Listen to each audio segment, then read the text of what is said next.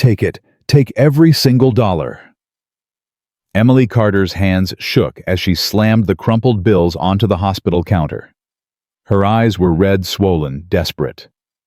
The clerk stared at her. "Ma'am, this is $15,000. Are you absolutely certain?" "I don't care about the money," Emily screamed. "That boy is dying in there. He has nobody save him. Please just save him." She didn't know his last name. She didn't know where he came from. She only knew that if he died tonight, a part of her would die with him. What Emily couldn't have known was that this homeless little boy carried a secret that would bring 4 luxury cars to her door, and the people inside those cars would turn her entire world upside down. Before we begin this incredible story, I invite you to subscribe to our channel and stay with me until the very end. Drop a comment with the city you're watching from. Let me see how far this story travels across the world. Now, let me take you back to where everything began. Emily Carter pressed her hand against her growling stomach and glanced at the clock. 2:15 in the afternoon. She reached under the counter and pulled out a plastic container filled with leftover rice and beans. This was lunch. This was dinner too, if she was being honest. 28 years old and still counting every dollar. Still wearing the same 3 dresses on rotation.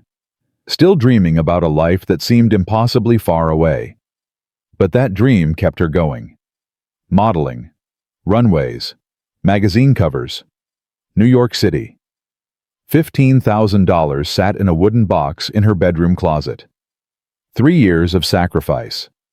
3 years of skipped meals and double shifts and saying no to everything she wanted. Just a few hundred more, and she would finally enroll at the Royal Crest Modeling Academy. Just a few hundred more. Emily lifted a spoonful of rice to her mouth when movement caught her eye. A small figure stood near the entrance. A boy. Thin, dirty. His clothes hung off his body like rags. His shoes had holes in both toes, and his eyes were locked onto her food with a hunger that made Emily's chest tighten. She lowered her spoon. "Hey there," she called out softly. "You okay, sweetheart?" The boy flinched. He took a step backward, ready to run. "Wait, don't go. I'm not going to hurt you." He stopped. His eyes darted between her face and the container in her hands. Emily set down her food and walked slowly toward him. She crouched down to his level. "What's your name?" His lips trembled. "Noah." "Noah. That's a beautiful name. I'm Emily. Are you hungry?" He didn't answer, but his eyes answered for him. Emily didn't hesitate. She walked back, grabbed her container, and placed it in his small hands. "Here, take it. It's yours." Noah stared at her like she had just offered him gold. His fingers curled around the container, but he didn't move. "Go on," Emily said gently. "Eat." He sat down on the concrete step and lifted a spoonful of rice to his mouth. Then another. Then another. He ate like someone who hadn't seen food in days. He didn't look up. He didn't slow down. He just ate until the container was empty. When he finished, his eyes glistened with tears. "Thank you, ma'am," he whispered. Emily's heart cracked open. "You're welcome, Noah." He stood up and handed her the empty container. Then he started walking away. "Wait," Emily called out. "Where are you going?"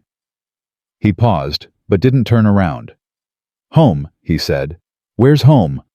Silence. "Noah, where do you live?" He didn't answer. He just kept walking until he disappeared around the corner. Emily stood frozen in the doorway, her pulse racing. Something was wrong. She could feel it in her bones. That evening, Emily sat across from her mother at their small kitchen table. Grace Carter was 62 years old, with silver hair and weathered hands, but her eyes still held the quiet strength that had carried their family through hell. "You gave away your lunch," Grace asked. "Mama, you should have seen him. He was so thin, so hungry. The way he ate it was like he hadn't had food in days. Maybe longer." Grace set down her tea. "Where are his parents?" I don't know. I asked where he lived and he just walked away. Wouldn't answer me. Lord have mercy. Grace shook her head slowly. No child that age should be alone on the streets. That's what I keep thinking. Emily's voice cracked. Mama, the way he looked at me, it reminded me of us. After Daddy left, remember how hungry we were, how scared? Grace reached across the table and took her daughter's hand. I remember. Someone helped us back then, Mrs. Patterson from the church. She brought us groceries every week for 2 years. We would have starved without her. God sends angels when we need them most, Grace said quietly. Emily looked at her mother. Maybe that's what I'm supposed to be for this boy. Grace squeezed her hand. Maybe so. That night Emily couldn't sleep. She tossed and turned, seeing Noah's face every time she closed her eyes. The hunger, the fear, the loneliness. She got out of bed and knelt on the floor. Lord, please watch over that little boy tonight. I don't know where he is or who he belongs to, but you do. Please keep him safe. Please don't let him suffer alone. She stayed there for a long time, praying until her knees ached. The next morning, Emily opened her shop at 7 o'clock sharp. The usual customers came and went. She smiled, made small talk, counted her earnings, but her eyes kept drifting to the street. At noon, she saw him. Noah was walking along the sidewalk, stopping strangers, extending his small hand, begging for money or food. Most people ignored him. A few shook their heads. One woman actually crossed the street to avoid him. Emily's stomach turned. Then the sky darkened. Rain started falling. Light at first, then heavy pounding, relentless. Noah stood in the middle of it, still begging, still being ignored. He didn't run for cover. He didn't cry. He just stood there getting drenched. Noah! Emily shouted from her doorway. Get over here now! He looked up, hesitated, then ran toward her. By the time he reached the shop, he was shivering violently. Water dripped from his hair and clothes pooling on the floor. Emily grabbed a towel and wrapped it around his shoulders. What were you thinking? Why didn't you find shelter? Noah looked up at her with those ancient, tired eyes. I'm a strong boy, he said simply. The words hit Emily like a fist to the chest. No child should have to say that. No child should have to be strong in that way. She pulled out her lunch and handed it to him. Eat. He ate, slowly this time savoring every bite. When he finished, she gave him water and sat down beside him. Noah, I need you to tell me something. Where are your parents? His face changed. The light in his eyes dimmed. They're fine, he said quietly. They're waiting for me. Waiting where? Just around. They're around. Emily studied his face, the rehearsed quality of his words, the tension in his shoulders, the way he wouldn't meet her eyes. He was lying. She was certain of it. But she didn't push. She could see the wall he had built around himself. Whatever his story was, he wasn't ready to share it. Noah, listen to me. I don't want you begging on the streets anymore. It's not safe. From now on, when you're hungry, come here. I'll feed you. Every day. His eyes went wide. Every day. Every single day. You promise? I promise. For a moment, his mask slipped.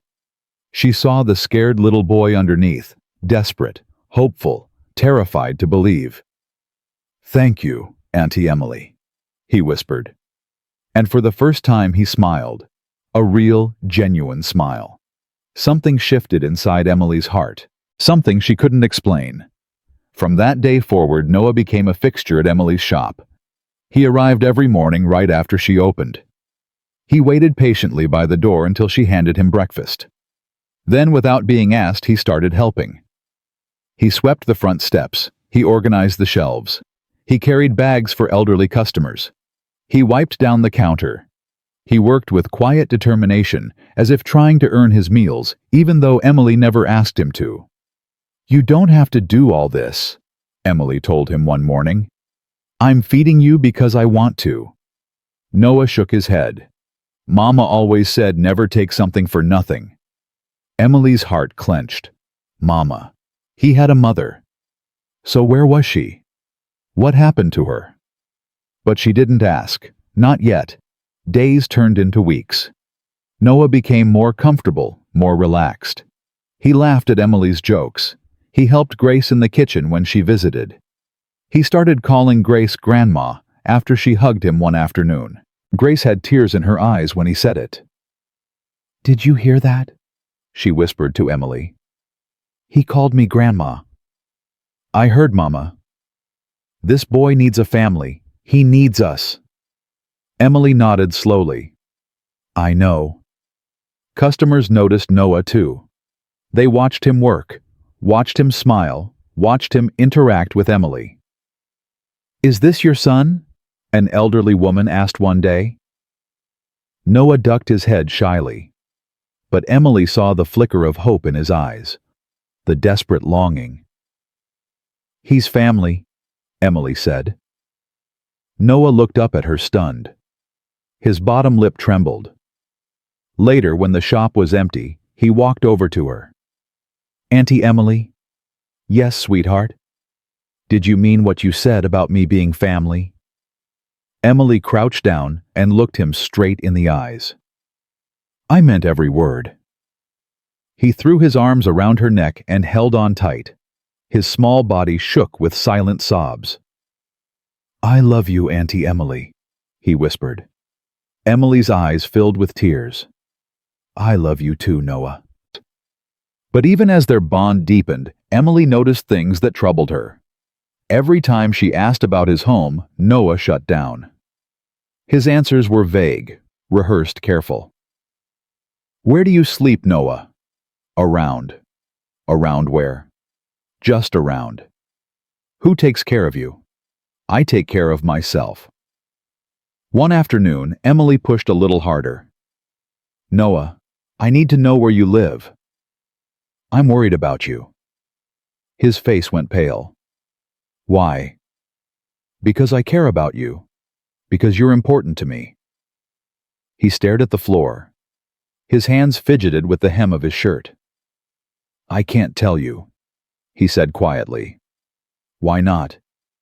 "Because you'll be sad." Emily felt a chill run down her spine. "What do you mean?" "If you see where I live, you'll be sad. And I don't want you to be sad." Emily's throat tightened. "Noah, please don't ask me again, please." His eyes were filled with fear, real, genuine terror. Emily didn't push anymore, but her worry grew with every passing day. Something was terribly wrong, and she needed to find out what. That evening, she made a decision. When Noah thanked her and walked away with his leftover food, Emily followed him. She stayed far behind, moving quietly through the streets, keeping him in sight. Noah walked with purpose, turning down alleys, crossing overgrown lots, navigating paths she had never explored. Where is this child going? After 20 minutes, he stopped. Emily pressed herself against a brick wall and watched. Noah stood in front of an abandoned construction site. Half-finished concrete walls, no windows, no doors, no roof over most of the structure. Trash and broken glass littered the ground. He walked inside like he had done it 1,000 times before. Emily's heart pounded. She crept closer, barely breathing. She found a gap in the wall and peered through. What she saw destroyed her. Noah sat on a pile of old bricks. He had spread his leftover food on a dirty cloth and was eating slowly, methodically, making every bite last. In the corner lay a thin, ragged blanket on the bare concrete. That was his bed. No walls to protect him. No roof to keep out the rain. No adults anywhere in sight. Just a little boy alone in the ruins, surviving on scraps. Emily pressed both hands over her mouth. A sob tore from her throat before she could stop it. She stumbled backward, tears streaming down her face, and ran. She ran all the way home, crying so hard she could barely see. When she burst through the front door, Grace jumped up from the couch. "Emily!" "What happened? Why are you crying?" Emily collapsed onto the floor, her body heaving with sobs. "I followed him, Mama. I followed Noah. I saw where he lives." Grace's face went white. "Where?" "An abandoned building. No walls, no doors, nothing but concrete and garbage. He sleeps on the ground with a thin blanket. He has nobody. Nobody." Grace sank to her knees beside her daughter and wrapped her arms around her. "Oh, sweet Jesus," she whispered. "That poor child. He's been living like that for God knows how long.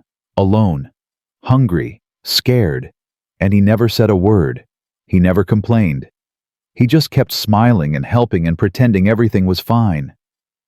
Grace rocked her gently. "What are you going to do?" Emily pulled back and looked at her mother. Her eyes were red swollen but filled with determination. "I'm bringing him home. Tomorrow. I don't care what it takes. He's not spending another night in that place." Grace nodded slowly. "We don't have much, Emily. You know that." "I know." "And your savings, your modeling dream." "I know, Mama." Emily wiped her tears. "But some things are more important than dreams. That boy needs a family. He needs us, and we're not going to turn our backs on him." Grace's eyes glistened. "You're a good woman, Emily Carter. I raised you right. You raised me to love people the way God loves us. That's what I'm doing." That night, Emily couldn't stop pacing. She walked circles around her bedroom making plans. Tomorrow she would buy Noah new clothes. Tomorrow she would tell him the truth that she knew where he lived. Tomorrow she would bring him home. No more cold concrete floors. No more lonely nights. No more wondering if anyone in the world cared about him. She would give him everything she never had as a child. A safe home. A loving family. A chance. She finally fell asleep around 3 in the morning, exhausted, but hopeful. The alarm went off at 6. Emily jumped out of bed more energized than she had been in months. She went straight to the store before opening the shop. She bought shirts, jeans, underwear, socks, a warm jacket, and a brand new pair of sneakers. She arranged everything neatly in a gift bag. She imagined Noah's face when he saw it all. She imagined the look in his eyes when she told him he was coming home with her. She imagined his smile. By the time she opened the shop, her heart was overflowing with hope. The minutes crawled by. 8 o'clock, 8:30, 8:45. Where is he? 9 o'clock. Emily stepped outside and scanned the street. There, at the corner. Noah appeared walking quickly, almost running. His face lit up when he saw her. He waved that little hand she had come to love. Emily grinned and stepped forward, ready to call his name. That's when she heard it. The screech of tires. The roar of an engine. She looked to her left and saw a car barreling down the street. Way too fast, completely out of control. Heading straight for Noah. He didn't see it. He was looking at her, waving, smiling. "Noah, stop!" He didn't hear her. He kept running. The car hit him. His small body flew through the air and crashed onto the pavement with a sickening thud. The car didn't slow down. It didn't stop. The driver never even looked back. He just sped away, disappearing around the corner. Emily screamed. She ran faster than she had ever run in her life. Her legs pumped. Her lungs burned. The world blurred around her. She reached Noah and fell to her knees beside him. He was lying on his side. Blood trickled from a gash on his forehead. His eyes were half open, unfocused, glazed with pain. His breathing was shallow and ragged. "Noah? Noah, can you hear me?" His lips moved. No sound came out. "Stay with me, baby. Help is coming. Just stay with me." People gathered around them. Someone screamed for help. Someone else was on the phone with 911. A woman handed Emily a scarf to press against the wound. Emily cradled Noah's head in her lap, tears streaming down her face. "You're gonna be okay," she whispered. "I promise. I'm right here. I'm not going anywhere." His tiny hand reached up and grabbed her sleeve. "Auntie, Emily, I'm here, baby. I'm right here. Don't leave me." "Never. I'm never leaving you. Just hold on. Please, God, help him. Please don't take him from me." The ambulance arrived 7 minutes later. Paramedics swarmed around them, shouting instructions, checking vitals, loading Noah onto a stretcher. Emily jumped into the back of the ambulance. A paramedic tried to stop her. "Ma'am, are you family?" Emily didn't hesitate. "Yes, I'm his mother." The words felt right. They felt true. The ride to the hospital was the longest 10 minutes of Emily's life. She held Noah's limp hand the entire way, praying without ceasing. "Please, God, please save him. He's been through so much already. He deserves a chance. He deserves to live. Please don't take him from me. Please." When they arrived at Macon General Hospital, doctors rushed Noah into emergency surgery. The doors swung shut in Emily's face. She stood there frozen, staring at the doors. A nurse touched her arm. "Ma'am, you'll need to wait in the waiting room. We'll update you as soon as we can." Emily nodded numbly. She walked to the waiting room and collapsed into a plastic chair. Her hands were shaking. Her shirt was stained with Noah's blood. She closed her eyes and prayed. An hour later, Grace burst through the hospital doors. "Emily!" She ran to her daughter and pulled her into a fierce hug. "I came as fast as I could. What happened? How is he?" "He's in surgery." Emily's voice was hollow. "They don't know if he's going to make it." Grace grabbed her daughter's hands. "We're going to pray. We're going to believe. God didn't bring that boy into your life just to take him away." They sat together holding hands, praying silently. 2 hours passed. 3. 4. Every time the doors opened, Emily's head snapped up. Every time it was someone else. Some other family. Some other crisis. Finally, a doctor emerged. "Family of Noah." Emily jumped to her feet. "That's me. I'm his mother." The doctor's face was serious. "He made it through surgery. He's stable for now." Emily nearly collapsed with relief. "Thank God. Thank God." "But," the doctor continued, "he has significant internal injuries. He needs additional treatment, more tests, specialized medication. We need to start immediately." "Then start. Do whatever you have to do." The doctor hesitated. "There's the matter of payment. We don't have any insurance on file. And given the urgency of the treatment, we need payment up front before we can proceed." Emily's blood ran cold. "How much?" The doctor handed her a piece of paper. Emily looked at the number. $15,000, the exact amount in her savings box. 3 years of sacrifice. 3 years of dreams. 3 years of skipped meals and double shifts and telling herself, "Someday." All of it represented by that single number on that single piece of paper. Her modeling career. Her ticket to New York. Her chance at a different life. Or Noah's life. Emily stared at the paper. Her hands trembled. Grace put a hand on her shoulder. "Emily, I know, Mama. What does your heart tell you?" Emily closed her eyes. She saw Noah's face. The day they met. The way he looked at her food with desperate hunger. The way he ate without looking up. The way he thanked her with that tired, grateful smile. She saw him sweeping her shop floor. Helping customers. Calling Grace Grandma with tears in his eyes. She saw him hugging her, whispering, "I love you, Auntie Emily." She saw him lying in the street. Bleeding. Broken. Reaching for her sleeve. "Don't leave me." Emily opened her eyes. "I'll be back in 30 minutes, she said. She drove home in a daze. She walked into her bedroom and opened the closet. The wooden savings box sat on the top shelf, exactly where she had left it 3 years ago. She pulled it down and held it in her hands. 3 years. Every extra shift she worked. Every vacation she skipped. Every new dress she didn't buy. Every time she told herself, not yet but soon.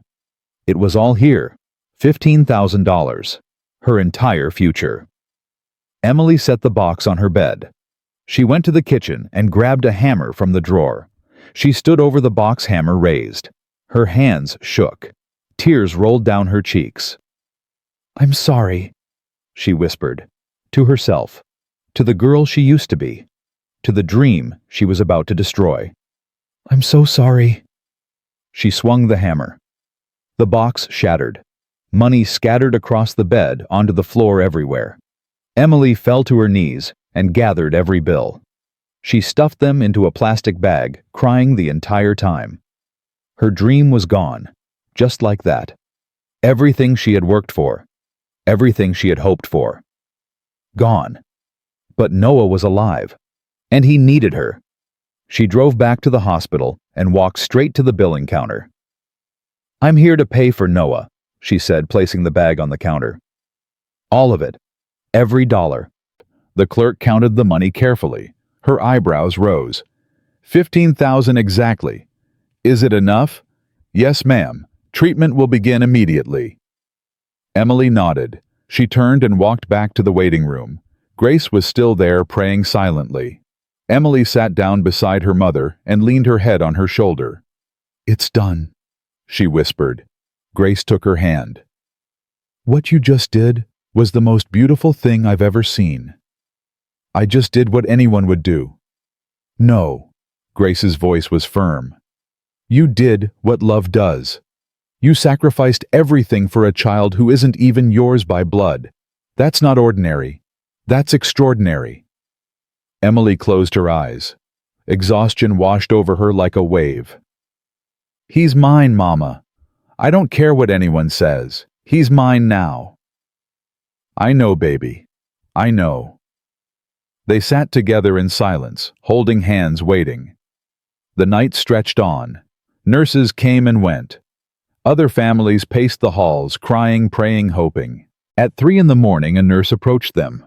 "Are you Noah's family?" Emily stood up quickly. "Yes, how is he?" The nurse smiled gently. "He's out of the woods. The treatment is working. He's going to be okay." Emily's knees buckled. Grace caught her before she fell. "Thank you," Emily sobbed. "Thank you so much." "He's asking for you," the nurse said. "He keeps saying Auntie Emily. Would you like to see him?"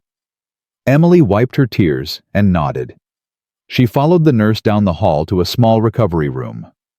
Noah was lying in a hospital bed, looking pale and fragile, but alive. His eyes lit up when he saw her. "Auntie Emily," he whispered. She rushed to his side and took his hand. "I'm here, baby. I'm right here. I thought I was going to die." "You're not going anywhere. I won't let you." He squeezed her hand weakly. "I was so scared." "I know, sweetheart.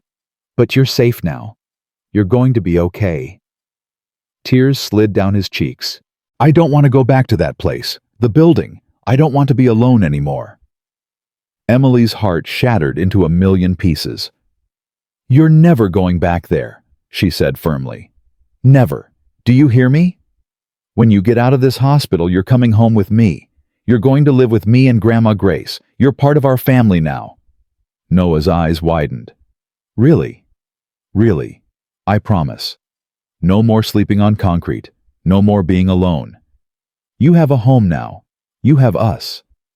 He started crying harder. Not from pain this time. From relief. From joy. From the overwhelming realization that someone in this world actually wanted him. "I love you, Auntie Emily," he sobbed. "I love you too, Noah. More than you'll ever know." She held his hand until he fell asleep. Then she sat in the chair beside his bed, watching him breathe, thanking God with every fiber of her being. Her savings were gone. Her dream was gone. The modeling career she had worked toward for 3 years had vanished in a single moment.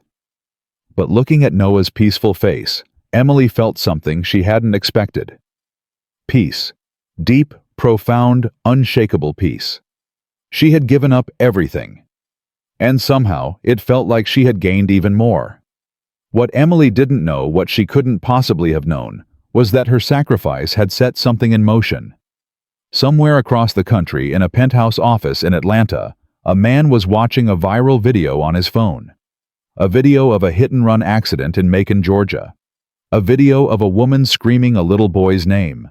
A video that would change everything. 3 days had passed since the accident. Noah was getting stronger. The color had returned to his cheeks. He could sit up in bed without wincing.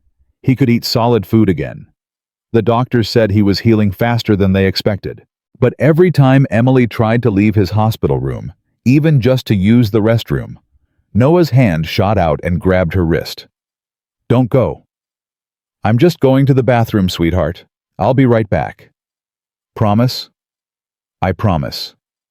She learned to announce every movement, every step, every absence, because the terror in his eyes when he thought she was leaving never fully disappeared. On the fourth morning, Dr. Patterson walked into the room with a clipboard and a smile. "Well, young man, I have some good news for you." Noah looked up, his fingers still wrapped around Emily's hand. "Your tests came back clean. No internal bleeding, no complications. You're healing beautifully." Dr. Patterson turned to Emily. "He can go home tomorrow." Noah's grip tightened. "Home?" Emily squeezed back. "Yes, baby. Home. With me and Grandma Grace." "You mean it? You really mean it?" "I really mean it." Noah's face crumpled. He started crying, but this time they were tears of joy. Pure, overwhelming, uncontainable joy. Dr. Patterson watched them with soft eyes. "I've been doing this job for 30 years. I've seen a lot of families come through these doors. Real families. Broken families. Fake families." He paused. "What you two have, that's the real thing." Emily wiped her eyes. "Thank you, doctor, for everything." "Thank her," Dr. Patterson said, nodding toward Emily. "She's the one who saved his life." After he left, Noah tugged on Emily's sleeve. "Auntie Emily." "Yes, sweetheart. Why did you do it?" "Do what?" "Save me. You didn't have to. I'm nobody. I'm just a homeless kid. Why did you give up all your money for me?" Emily felt her heart crack open all over again. She sat on the edge of his bed and cupped his face in her hands. "Listen to me, Noah. Listen carefully. You are not nobody. You are somebody. You are smart and kind and brave and strong. You are worth every dollar I had. You are worth more than every dollar in the whole world. Do you understand me?" His bottom lip trembled. "But your dream, your modeling dream. I heard the nurses talking. They said you gave up everything." "I didn't give up everything. I gained everything. I gained you." Noah threw his arms around her neck and sobbed into her shoulder. "I love you, Auntie Emily. I love you so much. I love you too, baby, more than you'll ever know." The next morning, Grace arrived at the hospital with a bag of new clothes for Noah. "Look what Grandma brought you," she said, pulling out a blue shirt, jeans, and brand new sneakers. "Can't have my grandson going home in a hospital gown." Noah's eyes went wide. "These are for me. Every single piece." He touched the fabric like it was made of gold. "I've never had new clothes before. Everything I ever wore was from the trash or the donation bins." Grace's eyes glistened. "Well, that's over now. From now on you wear what every other child wears. New clothes, clean clothes, clothes bought with love." Noah hugged her so tight she laughed. "Easy there, strong man. You'll break Grandma's ribs." Emily watched them embrace her heart so full it hurt. This was her family now, broken and beautiful and perfect. The discharge paperwork took 2 hours. Emily signed form after form listing herself as Noah's guardian. Nobody questioned it. Nobody asked for proof. They just saw a woman who loved a child and a child who loved her back. When they finally walked out of the hospital, Noah stopped at the entrance and looked up at the sky. "What's wrong?" Emily asked. "Nothing." He took a deep breath. I just forgot what fresh air smelled like." Emily's throat tightened. 4 days in a hospital room. Years in abandoned buildings. This child had been surviving, not living. That was about to change. The drive home took 20 minutes. Noah sat in the back seat, his face pressed against the window, watching the streets pass by. He didn't say much, but his eyes said everything. Wonder, disbelief, fear. When they pulled into the driveway of Emily's small house, Noah didn't move. "We're here," Emily said gently. He stared at the house like it might disappear if he blinked. "This is where you live. This is where we live, all three of us." Grace opened the back door and held out her hand. "Come on, baby. Let me show you your room." "My room. Your room." Noah took her hand and stepped out of the car. His legs were shaky. His eyes were wet. Grace led him inside through the small living room, down the narrow hallway to a door at the end. "Go ahead," she said. "Open it." Noah's hand trembled as he turned the knob. The room was small but clean. A single bed with fresh sheets and a blue comforter. A wooden dresser with a lamp. A window with curtains that let in the afternoon light. And on the pillow sat a stuffed bear with a red bow around its neck. Noah stood frozen in the doorway. "Is this really for me?" "All yours," Emily said. "Every inch of it." He walked in slowly, touching the bed, the dresser, the curtains. He picked up the stuffed bear and held it against his chest. Then he turned around, tears streaming down his face. "I've never had a room before. I've never had a bed. I've never had anything that was just mine." Emily crossed the room and pulled him into her arms. "Now you have everything. A room, a bed, a family. Everything." He cried for a long time. She held him until the tears stopped. That first night Noah couldn't sleep. Emily found him at 2 a.m, sitting on the edge of his bed, staring at the wall. "Hey, what's wrong?" He looked up at her with frightened eyes. "What if I wake up and this is all gone? What if it's just a dream?" Emily sat down beside him. "It's not a dream, Noah. This is real. I'm real. Grandma Grace is real. This house is real. And we're not going anywhere." "But what if you change your mind? What if you decide you don't want me anymore?" "That's never going to happen." "How do you know?" Emily took his hands in hers. "Because I made a promise, and I don't break my promises. You're stuck with me, Noah. Forever." He searched her face for any sign of doubt. Finding none, he finally relaxed. "Can you stay? Just until I fall asleep?" "Of course." She lay down beside him on the small bed, his head resting on her shoulder. Within minutes, his breathing slowed. His body went limp. He was asleep. Emily stayed there all night, watching over him like a guardian angel. The first week was an adjustment. Noah woke up at 5 every morning, unable to shake the survival instincts that had kept him alive on the streets. He hoarded food in his room, hiding pieces of bread and fruit under his pillow. He flinched whenever someone raised their voice. He apologized constantly for things that weren't his fault. "Sorry I used too much water. Sorry I made noise. Sorry I exist." Emily addressed each behavior with patience and love. "You don't need to hide food, sweetheart. There will always be more. You don't need to apologize for existing. You belong here. You don't need to be sorry for being a child." Slowly, gradually, the walls came down. By the second week, Noah started smiling more. He helped Grace in the kitchen without being asked. He swept the front porch every morning.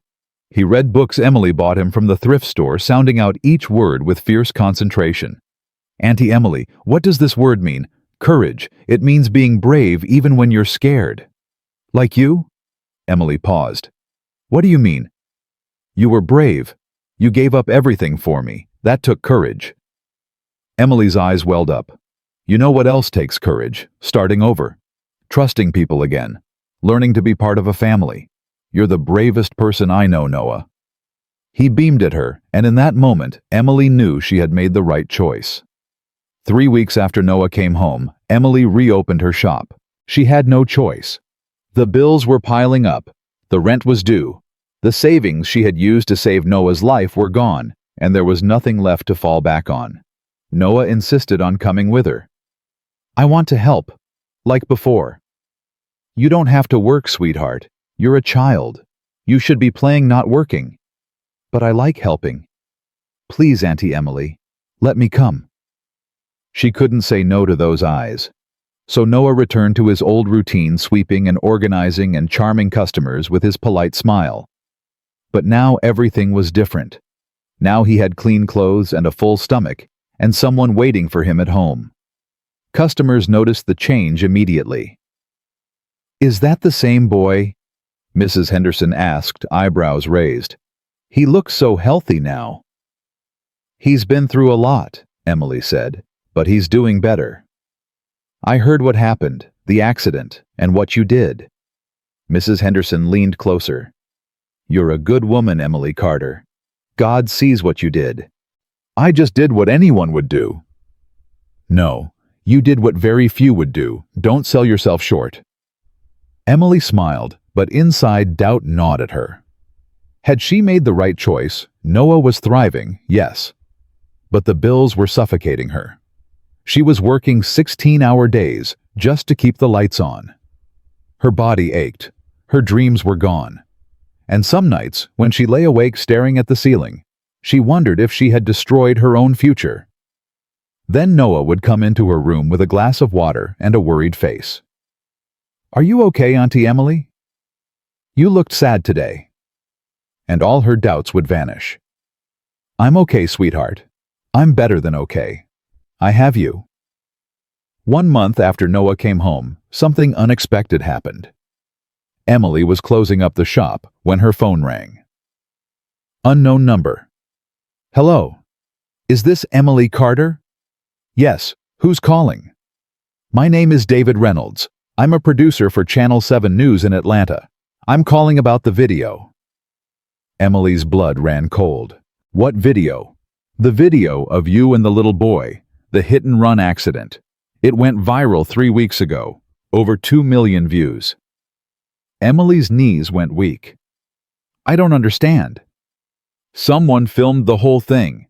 You running to the boy, holding him, screaming for help. It's all over the internet. People are calling you a hero." Emily grabbed the counter for support. "I'm not a hero. I just did what anyone would do." "That's exactly what a hero would say." David paused. "Listen, Ms. Carter, I'd like to interview you. Tell your story. The whole country wants to know who you are." "I don't want attention. I just want to take care of my son." "Your son?" David's voice softened. "So you adopted him?" "Not officially, but he's mine, in every way that matters." There was a long pause. "Ms. Carter, I think you should know something. After that video went viral, our station received dozens of calls. People wanting to help. People wanting to donate. People moved by what you did." Emily's heart stopped. "What?" "There's a lot of goodwill out there for you. If you let us tell your story, it could change your life." Emily thought about the unpaid bills on her kitchen table, the exhaustion in her bones, the dreams she had sacrificed. But she also thought about Noah, his privacy, his fragile healing. "I need to think about it," she said. "Of course. Take your time. Here's my number when you're ready." She hung up and stood in the empty shop, her mind racing. 2 million views, people calling her a hero, the whole country watching. What had she gotten herself into? That night she told Grace everything. Her mother listened in silence, then said, "What do you want to do?" "I don't know, Mama. Part of me wants to hide. Part of me thinks maybe this could help us. We're barely surviving. If people want to help, then let them help." Grace took her hand. "You've been carrying this family on your back for too long. Maybe it's time to let someone else carry you." Emily looked at Noah, who was sitting in the corner reading a book. What about him? What if this attention is too much? What if it hurts him? Ask him. Emily walked over and sat down beside Noah. "Hey, sweetheart, can I talk to you about something?" He closed his book immediately. Is something wrong? No, nothing's wrong, but I need your opinion. She explained about the video, the phone call, the interview request. Noah listened carefully. When she finished, he asked, "Would it help us? Would it make things easier?" "It might. I don't know for sure." "Then do it." His voice was firm. "You saved my life, Auntie Emily. If telling our story helps us survive, then we should tell it." Emily stared at him, amazed by his maturity. "Are you sure people might recognize you, ask you questions, invade our privacy?" "I don't care. As long as we're together, I don't care about anything else." Emily pulled him into a hug. "How did you get so wise?" "I learned from you." The next morning, Emily called David Reynolds back. "I'll do the interview, but I have conditions." "Name them." "You don't film Noah's face, you don't use his real name, and you focus on the story of kindness, not trauma. I won't let you exploit a child's pain for ratings." There was a pause. Then David said, "Deal, I'll send a crew next week." Emily hung up her hands, shaking. She had no idea what she had just set in motion. 6 days later, a news van pulled up in front of her shop. David Reynolds was younger than she expected, maybe 35, with kind eyes and a firm handshake. "Thank you for agreeing to this, Ms. Carter. Call me Emily." "Emily." He smiled. "Before we start, I want you to know something. I've been in this business for 12 years. I've covered wars and disasters and political scandals. But your story, what you did for that boy, it's the most beautiful thing I've ever heard." Emily felt her cheeks flush. "I just did what anyone would do." "You keep saying that, but we both know it's not true." The interview lasted 2 hours.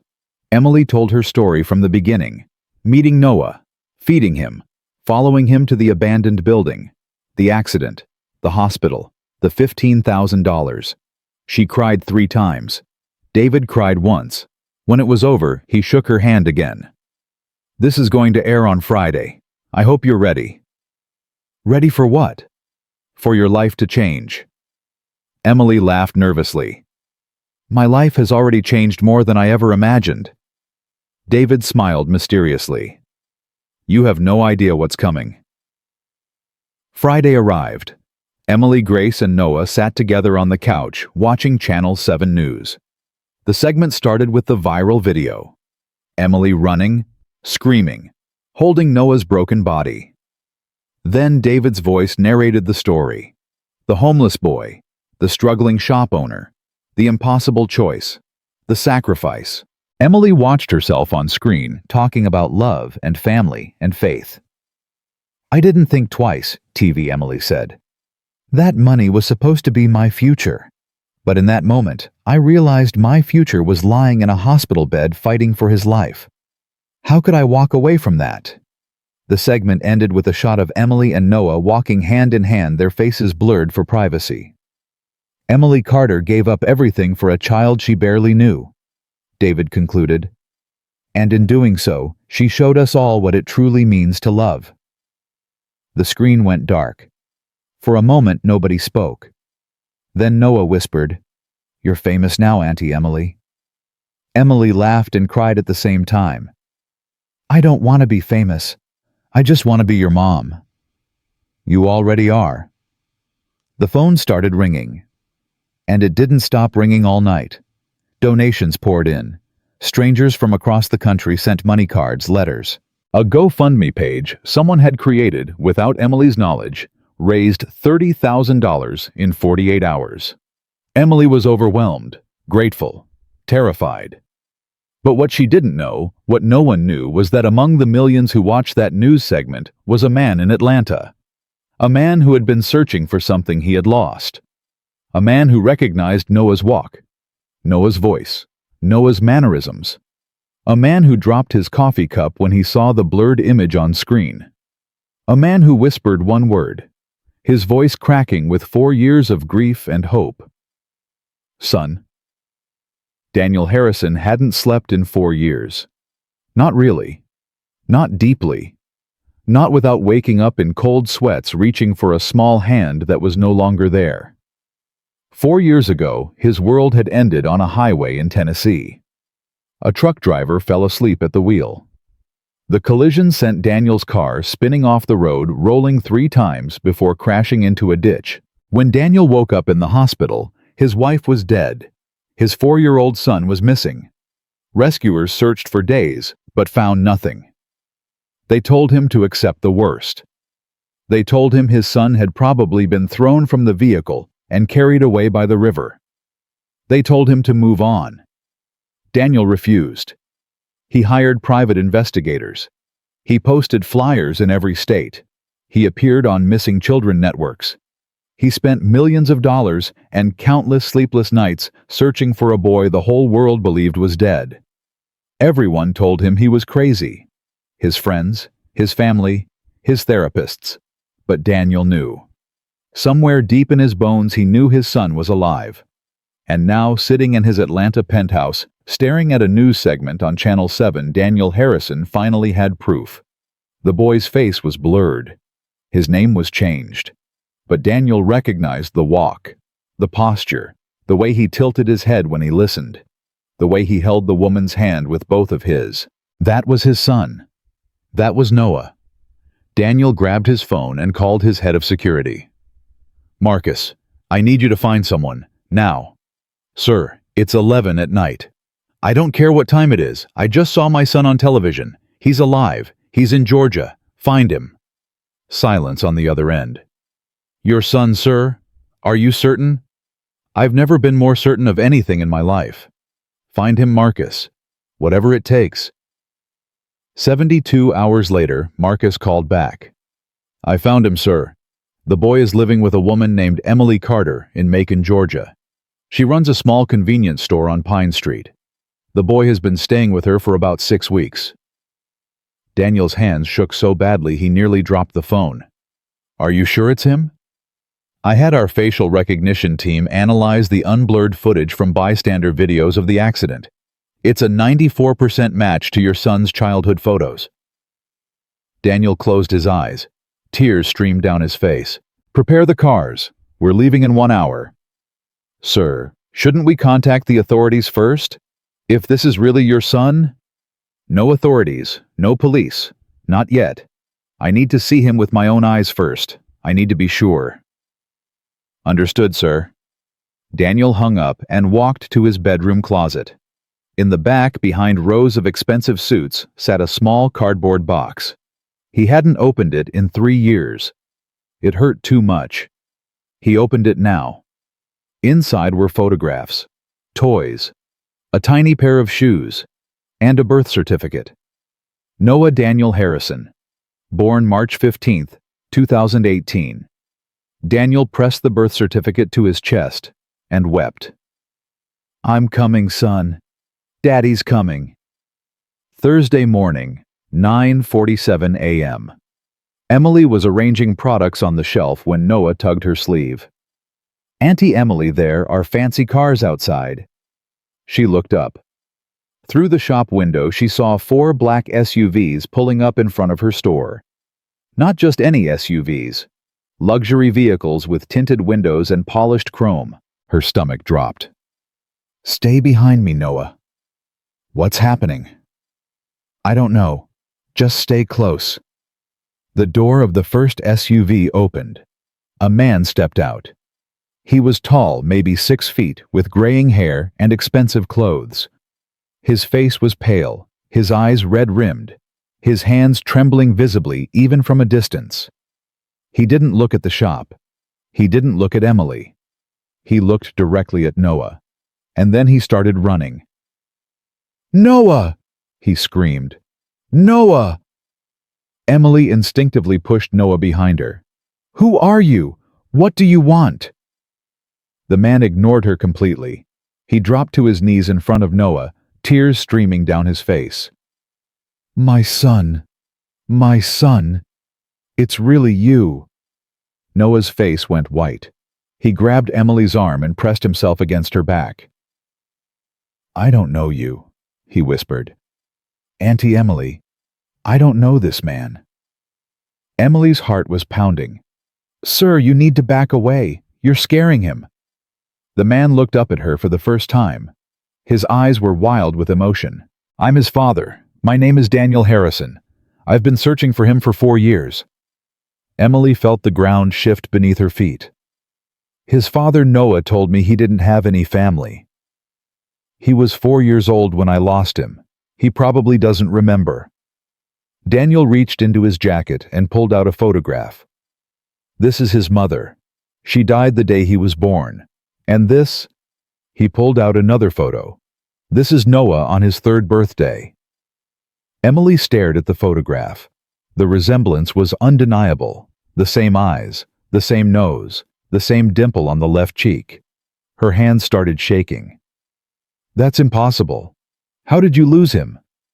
Daniel's voice cracked. "We were in a car accident.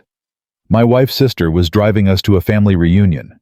A truck hit us. The car rolled. When I woke up, my wife was dead and Noah was gone. They searched everywhere. They told me he died. They told me to give up." He looked at Noah with desperate, pleading eyes. "But I never gave up. I never stopped looking. 4 years, Noah. 4 years I've been searching for you." Noah was trembling violently behind Emily. His breath came in short, panicked gasps. "I don't remember," he said. "I don't remember any of this." "You were so young," Daniel said gently. "You wouldn't remember. But I remember everything. I remember your first word. I remember your first steps. I remember the way you used to fall asleep on my chest every night." He reached out his hand slowly. "Please, son. Please look at me." Noah didn't move. He kept his face pressed against Emily's back. "I don't want to go with him," he whispered. "Please don't make me go."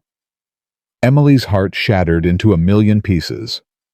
She turned around and crouched down to Noah's level.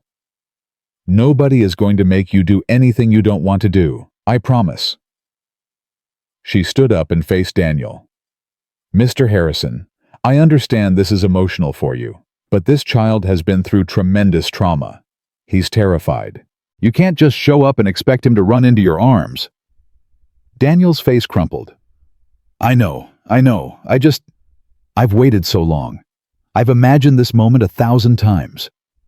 And I'm sure Noah imagined having a father 1,000 times too. But right now he doesn't know you. You're a stranger to him. If you really love him, you'll give him space." Daniel wiped his eyes and nodded slowly. "You're right. I'm sorry. I didn't mean to scare him." He took a step back, then another. "Can I ask you something, Miss Carter?" "Emily." "Emily." He took a shaky breath. "How did you find him? How did he end up with you?" Emily told him everything. The first day Noah appeared at her shop, the weeks of feeding him, following him to the abandoned building, the accident, the hospital, the $15,000. By the time she finished, Daniel was sobbing openly. "You gave up your entire savings for a child you barely knew. He wasn't just some child. He was Noah, and I would do it again in a heartbeat." Daniel stared at her with a mixture of awe and gratitude. "You saved my son's life. You saved him when I couldn't. I just did what anyone would do." "No." Daniel shook his head firmly. "No, most people would have walked away. Most people would have called social services and let the system handle it. You gave up everything. Your dreams, your future, everything." He reached into his pocket and pulled out a business card. "I own Harrison Technologies. We develop software for Fortune 500 companies. I have resources, connections. Whatever you need, whatever Noah needs, I will provide it." Emily looked at the card, but didn't take it. "I don't want your money, Mr. Harrison." "Then what do you want?" "I want what's best for Noah. That's all I've ever wanted." Daniel studied her face for a long moment. "The news segment. The interview. You didn't do it for attention, did you? You did it because you were struggling, because you sacrificed everything and had nothing left." Emily didn't answer. She didn't have to. "Please," Daniel said quietly, "let me help you. Let me help my son. I'm not asking to take him away from you. I can see how much he loves you, how much he needs you. I'm asking for a chance. That's all. A chance to know my son again." Emily looked back at Noah, who was watching the conversation with terrified eyes. "It's not my decision to make, it's his." She walked over to Noah and knelt down. "Sweetheart, I need you to listen to me very carefully. That man says he's your father. He says he's been looking for you for a very long time. I don't know if his story is true, but I need you to tell me what you want. Do you want to talk to him? Do you want him to leave? Whatever you decide, I'll make it happen." Noah's eyes filled with tears. "What if it's true? What if he's really my daddy?" "Then that's a good thing. It means you have more people who love you." "But what about you? What about Grandma Grace? Will I have to leave?" Emily cupped his face in her hands. "You will never have to leave. Not unless you want to. I promised you a home and I meant it. No matter what happens, you will always have a place with me." Noah threw his arms around her neck. "I'm scared, Auntie Emily." "I know, baby. I'm scared too." She held him for a long time. When she finally pulled back, his face had changed. The terror was still there, but underneath it was something else. Curiosity. Hope. "Can he come back tomorrow? I need time to think." Emily nodded and stood up. "Mr. Harrison, Noah needs time. Can you give him that?" "Of course. Whatever he needs. Come back tomorrow, same time. We'll talk more." Daniel's eyes lit up with hope. "Thank you. Thank you so much." He turned to leave, then stopped. "Emily." "Yes. I know you don't trust me yet, and you have every reason not to. But I need you to know something. That boy is my entire world. I would die for him. I would kill for him. And I will spend the rest of my life making up for the years I lost." He walked back to his SUV, and the 4 vehicles drove away. Emily stood in the doorway watching them disappear. Her whole body was shaking. Noah tugged her sleeve. "Auntie Emily, what do we do now?" She took a deep breath and forced a smile. "Now we go home, and we figure this out together." That evening, Emily called David Reynolds. "I need your help. Can you look into someone for me? His name is Daniel Harrison. He claims to be Noah's biological father." David was quiet for a moment. "Daniel Harrison, as in Harrison Technologies." "Daniel Harrison. I don't know. Is that someone important?" Emily, Daniel Harrison is one of the wealthiest men in the Southeast. His company is worth over $2 billion. He's been in the news for years because of his son's disappearance. The whole country followed that story. Emily's knees went weak. $2 billion. Yeah. And if Noah is really his son, this is the biggest missing child recovery story in a decade. Emily sat down heavily on her couch. "I need to know if he's telling the truth. I need proof. I'll look into it. Give me 24 hours. Thank you, David." She hung up and stared at the ceiling. $2 billion. Luxury cars. Private investigators. And this man wanted her Noah. What chance did she have against someone like that? The next morning, David called back. "It's true. All of it. Daniel Harrison's son Noah disappeared 4 years ago after a car accident in Tennessee. The boy was presumed dead, but the body was never found. Harrison has spent millions searching for him. He's been featured on every missing children program in the country." Emily's heart sank. So he's really Noah's father. DNA will confirm it, but based on the timeline, the photos, and the facial recognition analysis, yes, this is almost certainly his son. Emily hung up and walked to Noah's room. He was sitting on his bed holding the stuffed bear she had given him. "Noah, can we talk?" He looked up with worried eyes. "Is it about that man?" "Yes." Emily sat down beside him. "I did some research. His story checks out. He really has been looking for you for 4 years. He really is your father." Noah's face crumpled. But I don't remember him. I don't remember anything. You were very young when you lost each other. It's normal not to remember. What happened to me? How did I end up alone? Emily took his hands in hers. I don't know all the details, but there was a car accident. Your mother died. You were separated from your father. Somehow you ended up on the streets. For 4 years. Yes, sweetheart. You survived on your own for 4 years. Noah's eyes filled with tears. I remember bits and pieces, shelters, strangers, running away from bad people. I thought nobody wanted me. I thought I was thrown away like garbage. Emily pulled him into her arms. You were never garbage. You were lost. And now you're found. But I don't want to be found. I want to stay with you. Nobody is taking you away from me. I promise. He cried into her shoulder for a long time. When Daniel Harrison arrived at 10 a.m., sharp Noah was standing beside Emily at the door. His small hand gripped hers tightly, but his chin was lifted. His eyes were clear. I have questions, he said to Daniel, and I want real answers. Daniel nodded solemnly. Ask me anything. What was my mother's name? Sarah. Sarah Michelle Harrison.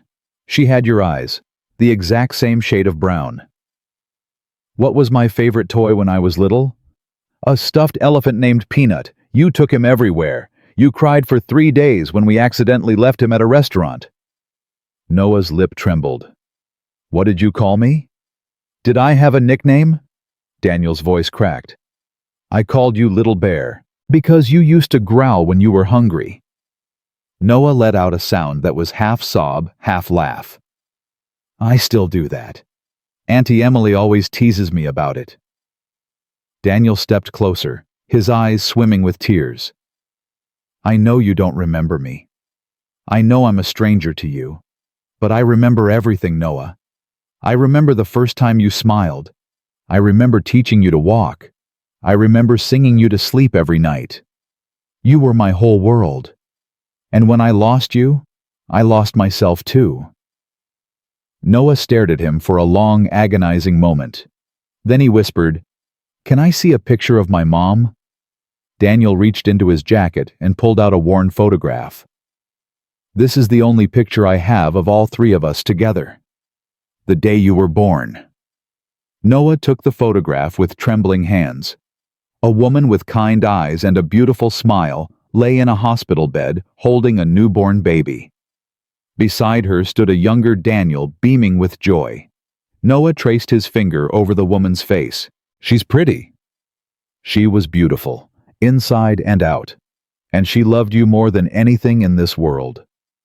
Tears rolled down Noah's cheeks. I wish I remembered her. I'll help you remember. I have videos, photos, stories. I'll tell you everything. Noah looked up at Emily. Auntie Emily, can he show me the videos? Emily's heart clenched. She didn't want to share Noah with anyone. But she knew this wasn't about her. Of course, sweetheart, if that's what you want.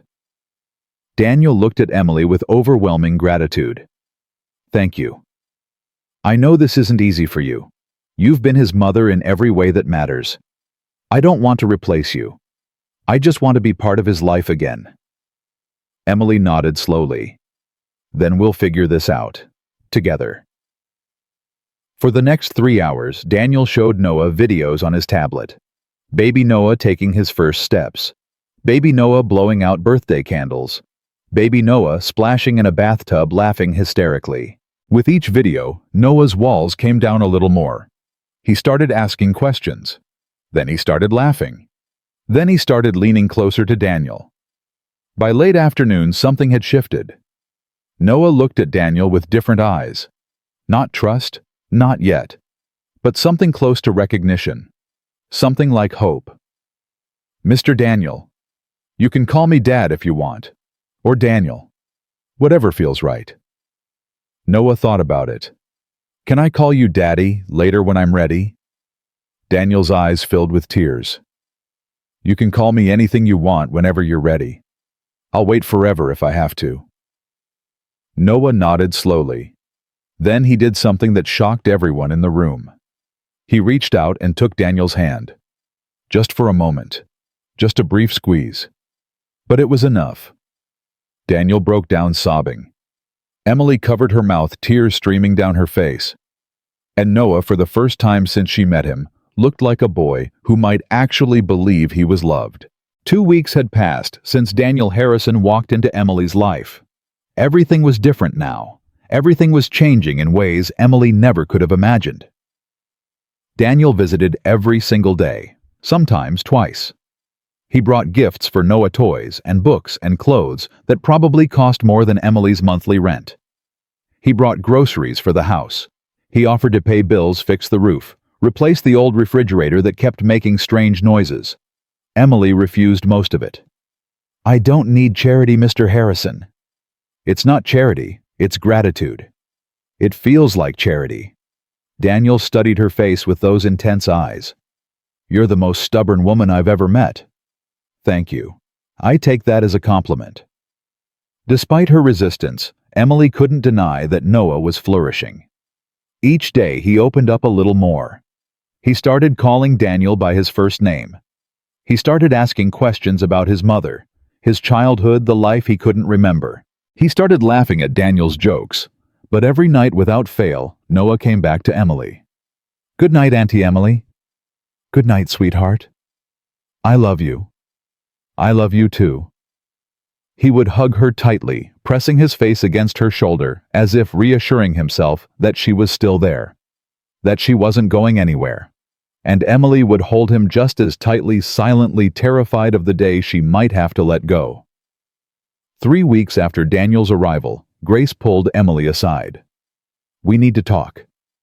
Emily followed her mother into the kitchen. "What's wrong, Mama?" "Nothing's wrong, but I need to ask you something, and I need you to be honest with me." "Okay." Grace fixed her with a penetrating stare. "Are you falling in love with that man?" Emily nearly choked on her own breath. "What? No. Mama. That's ridiculous." "Is it because I see the way you look at him when you think nobody's watching? I see the way your face lights up when his car pulls into the driveway. I see the way you laugh at his jokes, even the ones that aren't funny." Emily's cheeks burned. "He's Noah's father. We're just co-parenting, that's all?" Grace raised an eyebrow. Mama, stop looking at me like that." "Like what?" "Like you know something I don't." Grace smiled and patted her daughter's cheek. "Baby, I've known you for 28 years. I know when you're lying, and I know when you're scared." "I'm not scared." "Yes, you are. You're scared because you're feeling things you didn't plan to feel. You're scared because you think you're not good enough for a man like him. You're scared because if you let yourself love him and he walks away, it'll break you." Emily's eyes filled with tears. "He's a billionaire, Mama. He lives in a penthouse in Atlanta. He drives cars that cost more than our house. What could he possibly see in me?" Grace took her daughter's hands. "He sees what I see. A woman with a heart so big she gave up everything for a child she barely knew. A woman who works 16-hour days without complaining. A woman who loves fiercely and loyally and completely. That's what he sees. You don't know that.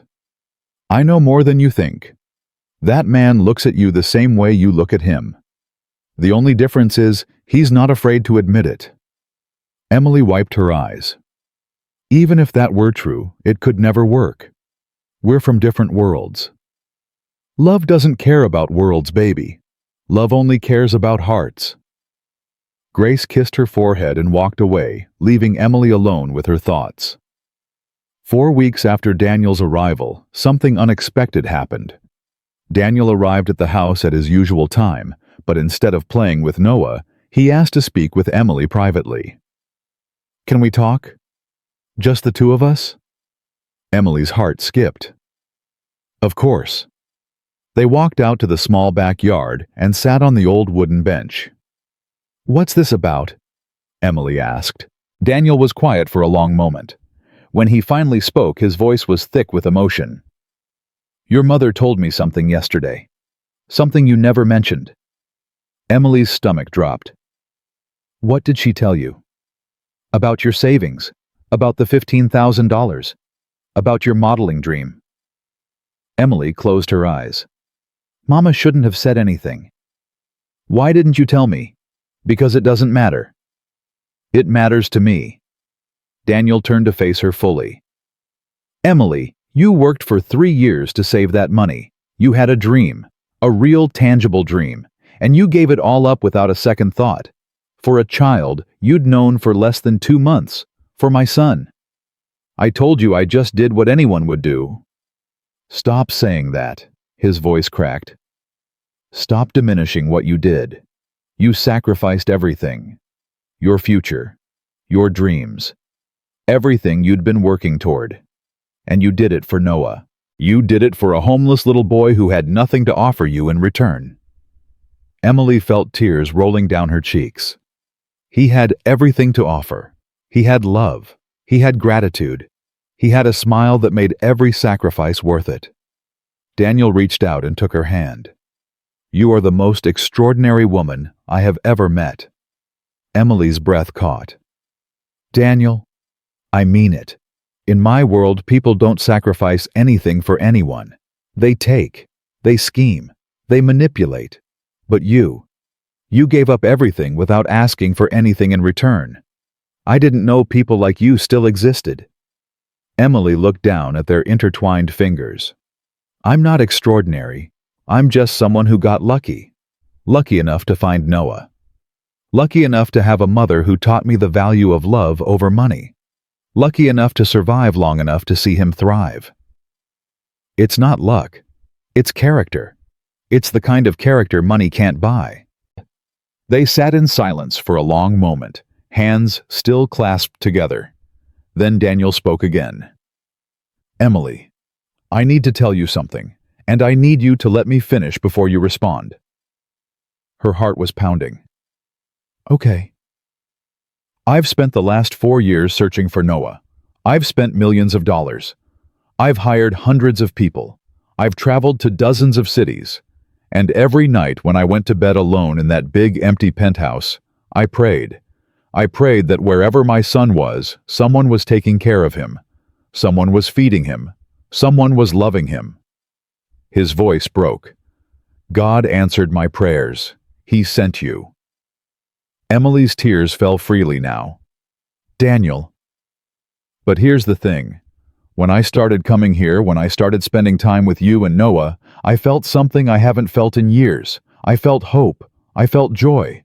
I felt like maybe, just maybe, I could be happy again. He squeezed her hand tighter. And then I realized it wasn't just about Noah. It was about you. The way you laugh. The way you care for him. The way you stood up to me that first day, protecting him like a lioness protecting her cub. The way you refused my money because you have too much pride to accept anything you didn't earn. Emily's heart was racing so fast she could barely breathe.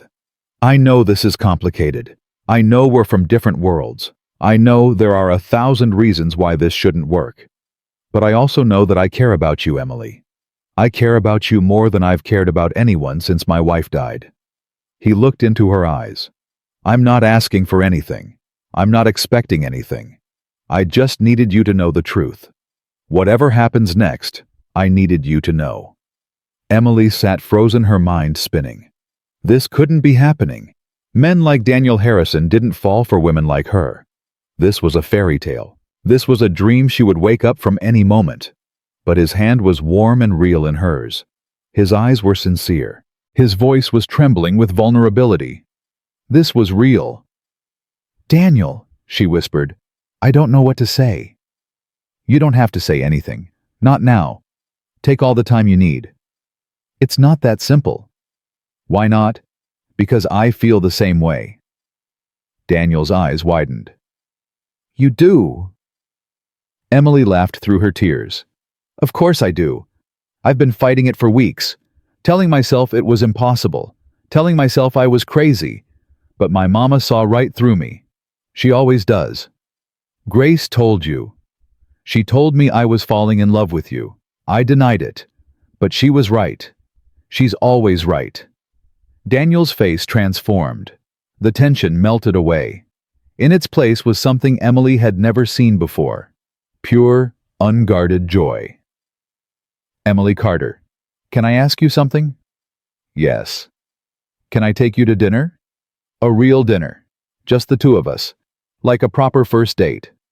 Emily laughed. Daniel, you're a billionaire. I run a convenience store. Where could you possibly take me that wouldn't make me feel completely out of place? How about the diner down the street? The one with the neon sign that flickers. Emily stared at him. You want to go to Big Earl's? I want to go wherever you feel comfortable. I don't care about fancy restaurants. I care about you. Emily felt something shift inside her heart. Something that had been locked away for years. Okay, she whispered. Yes, I'll go to dinner with you. Daniel smiled so wide it transformed his entire face. Tomorrow night, 7 o'clock. Tomorrow night. He lifted her hand to his lips and kissed it gently. Thank you, Emily. For everything. For saving my son. For letting me into your life. For giving me a reason to hope again. Emily watched him walk away, her heart so full it ached. For the first time in years, she allowed herself to believe that maybe, just maybe, good things could happen to people like her. The next evening, Daniel arrived at exactly 7 o'clock. He was wearing jeans and a simple button-down shirt. No designer labels. No expensive accessories. He looked almost normal. Noah ran to the door. Daddy? You look different. Emily's heart stopped. Daddy. It was the first time Noah had called him that. Daniel dropped to his knees, tears springing to his eyes. What did you call me? Noah grinned. Daddy. Is that okay? Can I call you that now? Daniel pulled him into a fierce hug. You can call me that forever. I've been waiting to hear that word for 4 years. Emily watched them embrace, tears streaming down her own face. Grace appeared beside her. See, I told you, everything is working out exactly as it should. Emily hugged her mother. Thank you, Mama, for everything. Go have your date. I'll take care of Noah. Are you sure? I'm positive. Go fall in love. You've earned it. The dinner at Big Earl's was perfect. They talked for 3 hours. About everything. About nothing. About their childhoods, their dreams, their fears. Daniel told Emily about his late wife, about the guilt he carried, about the years of searching. Emily told Daniel about her father abandoning them, about the poverty, about the dreams she had buried. I wanted to be someone, Emily admitted. I wanted to prove that a girl from nowhere could become something. You are something. You're the most important person in my son's life. In my life. Emily shook her head. That's not what I meant. I know what you meant, and I want to tell you something. Daniel reached across the table and took her hand. Your dream isn't dead, Emily. What do you mean? I made a phone call yesterday to the Royal Crest Modeling Academy. Emily's blood ran cold. What? I told them your story. I told them about your sacrifice. I told them about the woman who gave up her entire future to save a homeless child's life. Daniel, what did you do? They want you, Emily. Full scholarship. All expenses paid, tuition, housing, travel, everything. The spot is yours if you want it. Emily couldn't breathe. That's impossible. The program costs thousands of dollars. The waiting list is years long. Money talks. But that's not why they accepted you. They accepted you because your story moved them. Because you represent everything they want their models to embody. Compassion, sacrifice, inner beauty that shines through. Emily's hands were shaking. I can't accept this. Why not? Because it feels like charity. Because I didn't earn it. Daniel leaned forward. Emily, you gave up $15,000 to save a child's life. You earned this 1,000 times over. The universe owes you this. Let me be the one who pays that debt. Tears streamed down Emily's face. But what about Noah? What about us? The program is 9 months in New York. I can't leave him. I can't leave you. Noah has me now. He has Grace. We'll take care of him. We'll video chat every night. And when you graduate, when you've achieved your dream, we'll all be waiting for you right here. I don't know if I can do this. You can do anything, Emily. You've proven that 100 times over. Emily looked into his eyes. Why are you doing this? Why do you care so much about my dreams? Daniel's voice was soft. Because you cared about my son when nobody else did. Because you sacrificed everything without asking for anything in return. Because I love you, Emily Carter. And when you love someone, you want them to have everything they ever dreamed of. Emily's heart stopped. You love me. I love you. I've been falling in love with you since the moment you stood in front of my son, like a mama bear protecting her cub. I love your strength. I love your stubbornness. I love the way you see the best in people, even when they don't deserve it. Daniel? You don't have to say it back. I just needed you to know. Emily reached across the table and cupped his face in her hands. I love you too, she whispered. I've been fighting it for weeks because I was scared, but I'm not scared anymore. Daniel's eyes glistened. You're not? No, because I finally understand something my mama has been trying to teach me my whole life. What's that? That love isn't about where you come from or how much money you have. Love is about two people who see each other, really see each other, and choose each other anyway. Daniel leaned across the table and kissed her. It was soft and tender and perfect. When they pulled apart, Emily was crying again. I'll do it, she whispered. Do what? The program. I'll go to New York. I'll chase my dream. Daniel's face lit up. You mean it? I mean it. But you have to promise me something. Anything. Promise me Noah will be okay. Promise me you'll take care of him like I would. Promise me you'll send me videos every day so I don't miss a single moment of his life. I promise. I promise you everything. Emily took a deep breath. Then I'm going to do it. I'm going to become a model. Daniel stood up and pulled her into his arms right there in the middle of Big Earl's diner. I am so proud of you, Emily Carter. She laughed and cried at the same time. I haven't done anything yet. You've done more than you know, and this is just the beginning. When they got back to the house, Noah was waiting at the door. How was your date? Did you have fun? Did you kiss? Emily laughed. Too many questions, young man. So you did kiss Grandma Grace. They kissed. Grace appeared behind him, smiling. I knew it. Didn't I tell you, Emily? Didn't I say everything would work out? Yes, Mama. You were right. As always.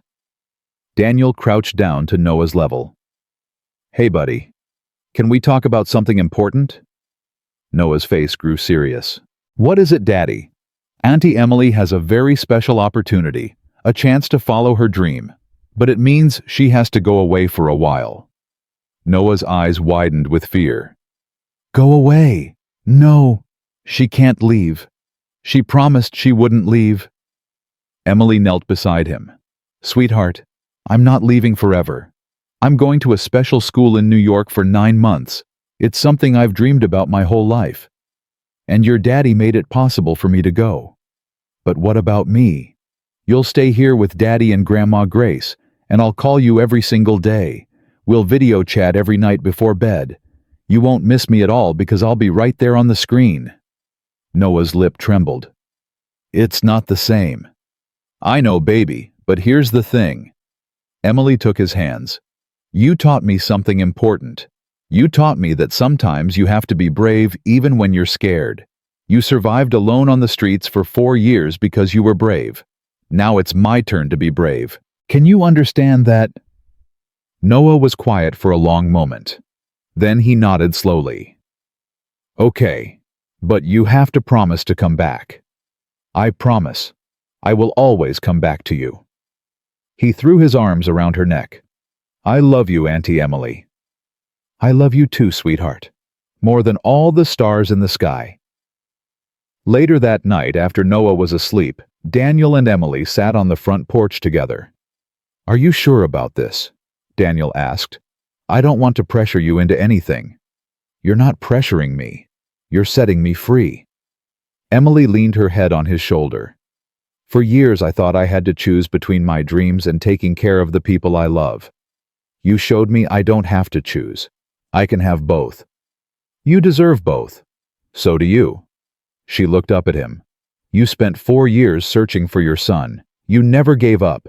You kept believing when everyone told you to move on. That takes a special kind of strength." "I had no choice. He's my son." "You had a choice. You could have accepted what everyone told you. You could have moved on, started over, had more children. But you didn't. You kept fighting. That's not obligation. That's love." Daniel pulled her closer. "I never thought I'd feel this way again.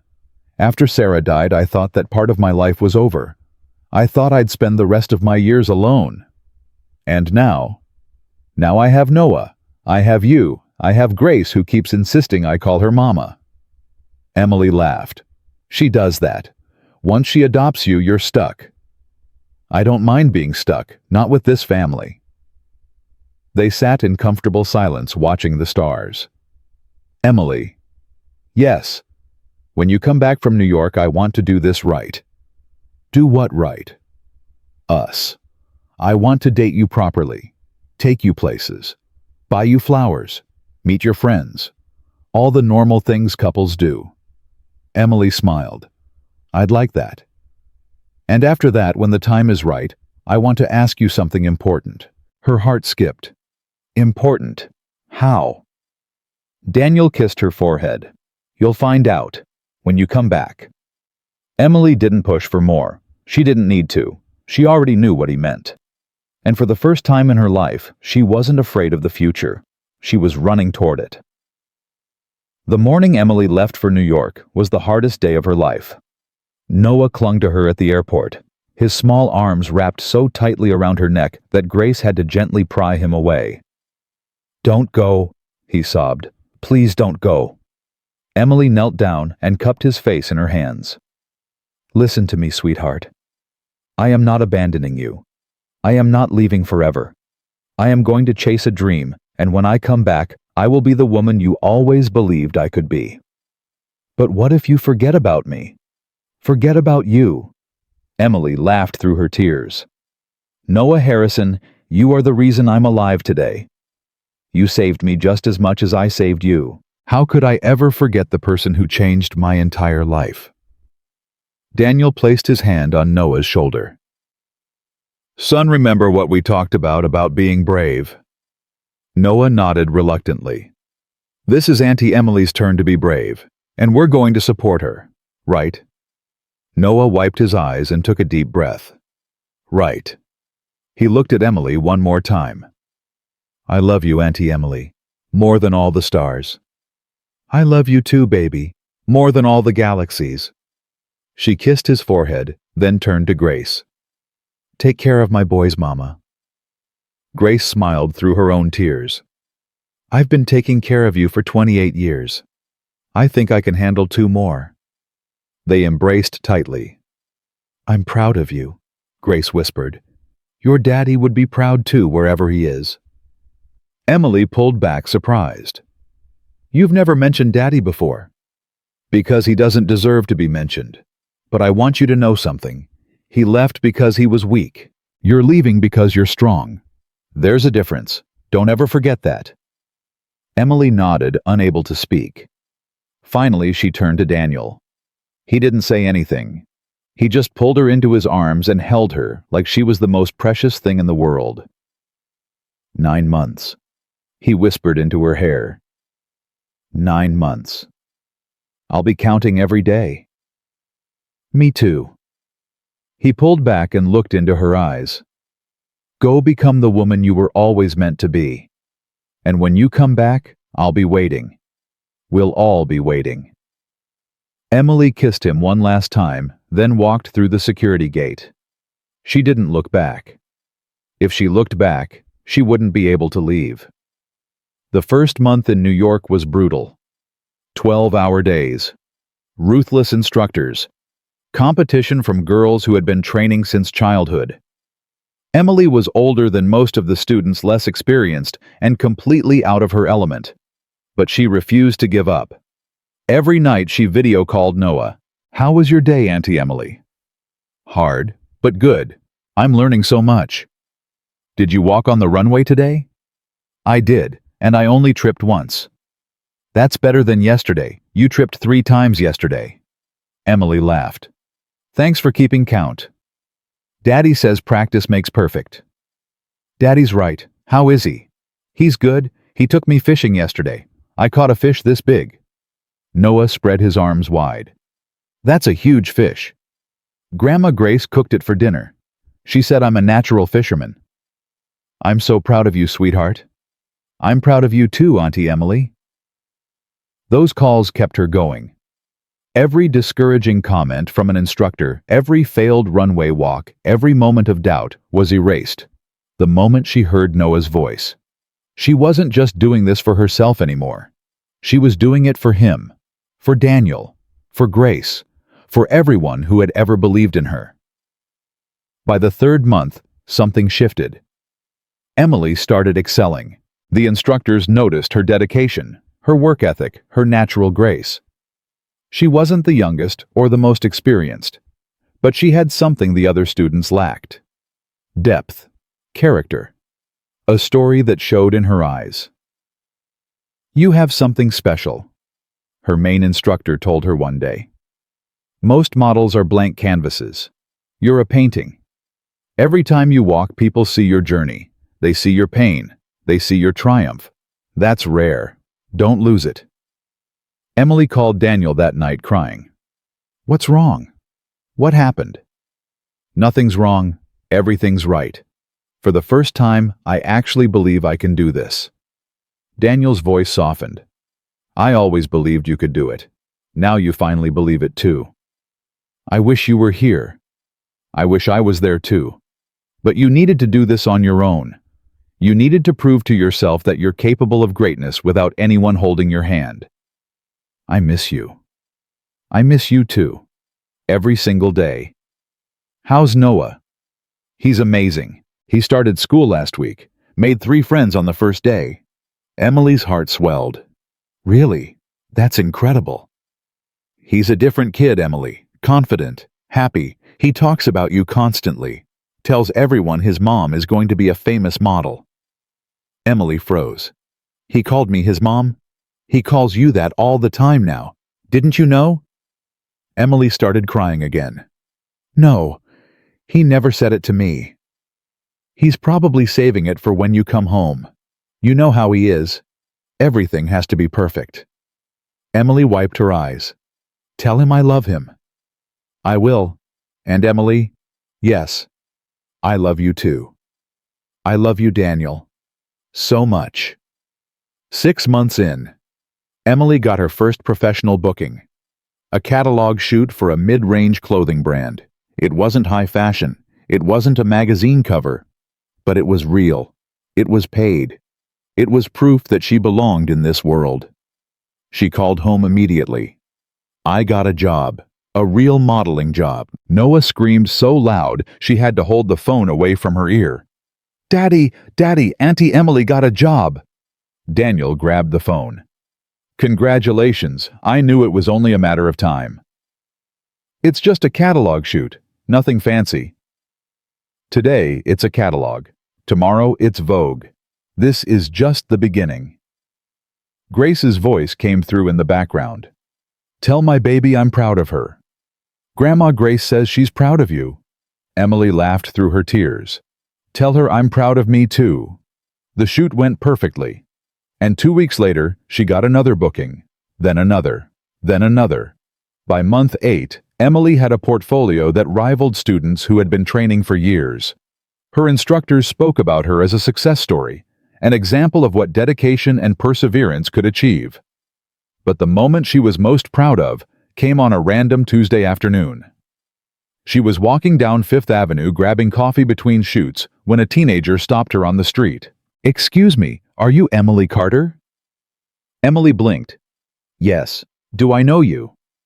"I saw your story on the news, about the little boy, about what you did." The girl's eyes filled with tears. "My mom is sick. We don't have money for treatment. I was ready to give up. But then I saw your story, and I thought if she can sacrifice everything for a stranger, maybe I can fight for my mom." Emily was speechless. "I just wanted to thank you," the girl continued. "You don't know me, but you saved my mom's life, because you gave me hope when I had none." Emily hugged the stranger right there on the busy sidewalk. "Don't give up," she whispered. "Never give up. God has a plan for you and your mom. Just hold on." The girl nodded, wiped her tears, and disappeared into the crowd. Emily stood frozen on the sidewalk, her coffee growing cold in her hand. She had come to New York to become a model. But somewhere along the way, she had become something more. She had become a symbol of hope, and that meant more than any runway, any magazine, any amount of fame ever could. 9 months and 3 days after leaving Georgia, Emily Carter boarded a plane back to Macon. She had graduated at the top of her class. She had a signed contract with a regional modeling agency. She had job offers lined up for the next 6 months. But none of that mattered as much as the 3 people waiting for her at the airport. The moment she walked through the arrival gate, she heard it. "Mommy!" Noah broke free from Daniel's grip and sprinted toward her at full speed. "Mommy!" He called her Mommy. Emily dropped her bags and ran to meet him. They collided in the middle of the terminal, Emily scooping him up and spinning him around while he laughed and cried at the same time. "You're home. You're finally home." "I'm home, baby. I'm home, and I'm never leaving again. Promise. Promise." She set him down and looked up. Daniel was walking toward her, Grace beside him. Both had tears streaming down their faces. Emily ran to Daniel and threw herself into his arms. "I missed you," she sobbed. "I missed you so much." "I missed you too, every single day." He pulled back and looked at her. "You're different." "Different how?" "Stronger, more confident. You look like a woman who knows exactly who she is." Emily smiled. "I finally figured it out. I'm Emily Carter, shop owner, model, mother, and I'm exactly where I'm supposed to be." Daniel's eyes glistened. "I have something for you." "Right now? Can't it wait until we get home?" "No, it can't wait. I've waited 9 months. I can't wait another second." He reached into his pocket and pulled out a small velvet box. Emily's heart stopped. "Daniel." He dropped to one knee right there in the middle of the crowded airport. "Emily Carter, I fell in love with you the moment you stood in front of my son, like a warrior protecting her cub. I fell deeper in love with you every day I watched you sacrifice and struggle and fight for the people you care about. You showed me what real love looks like, not the kind that comes with conditions and expectations, the kind that gives everything and asks for nothing." Tears poured down Emily's face. "I spent 4 years searching for my son, and I found him because of you. But somewhere along the way, I found something I didn't even know I was looking for. I found you. I found my home. I found my heart." He opened the box. Inside was a simple diamond ring, elegant and beautiful. "Emily Carter, will you marry me?" The airport seemed to freeze. Strangers stopped to watch. Someone started recording on their phone. But Emily didn't see any of them. She only saw Daniel. "Yes," she whispered. "Yes. 1,000 times yes." Daniel slid the ring onto her finger and stood up. The entire airport erupted in applause. Noah jumped up and down screaming. "She said yes! She said yes! I'm getting a real mommy." Grace wiped her tears and laughed. "About time. I've been waiting for this since the day I met him." Daniel pulled Emily into his arms and kissed her deeply. When they finally broke apart, Emily was shaking. "I can't believe this is happening." "Believe it. This is your life now. This is our life."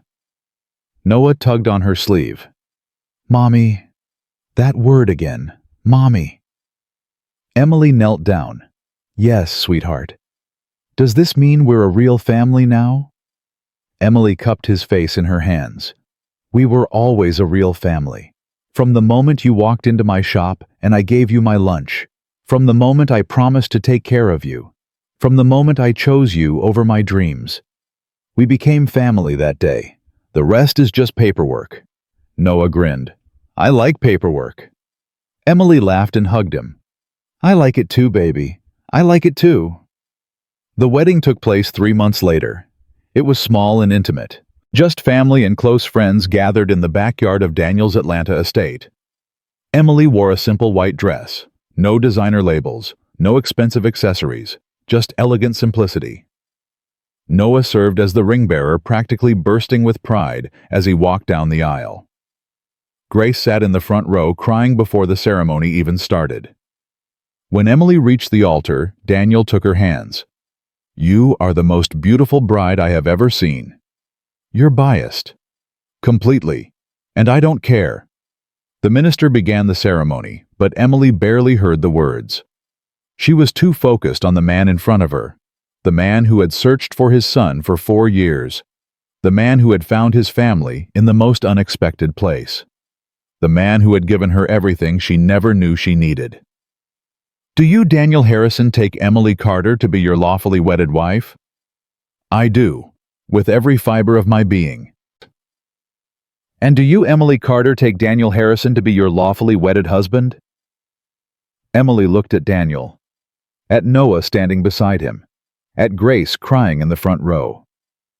"I do, forever and always. By the power vested in me, I now pronounce you husband and wife. You may kiss the bride." Daniel pulled her close and kissed her with everything he had. Noah covered his eyes. "Gross adults are so weird."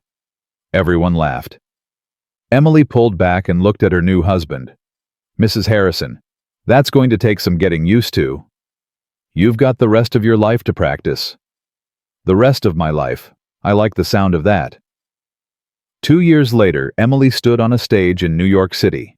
She had just completed her first major runway show for a high-profile designer. The audience was filled with celebrities, fashion editors, and industry insiders. But she only had eyes for 3 people in the front row: Daniel, Noah, and Grace. As she took her final walk, she thought about everything that had led to this moment. A homeless boy standing outside her shop. A container of leftover rice and beans. A promise she made without thinking twice. She had given up her savings, her dreams, everything she had worked for. And somehow, impossibly, she had gained more than she ever lost. A son who called her mommy. A husband who loved her unconditionally. A mother who had been her rock through everything. A career that was just beginning to bloom. And more importantly, she had gained the one thing she had been searching for her entire life: a family. After the show, Noah ran up to her backstage. "Mommy, you were amazing. Everyone was clapping." "You think so? I know so. You're the most beautiful model in the whole world." Emily hugged him tightly. "And you're the best son in the whole world." "I know." He grinned cheekily.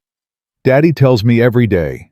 Daniel walked over and wrapped his arms around both of them. "How does it feel, living your dream?"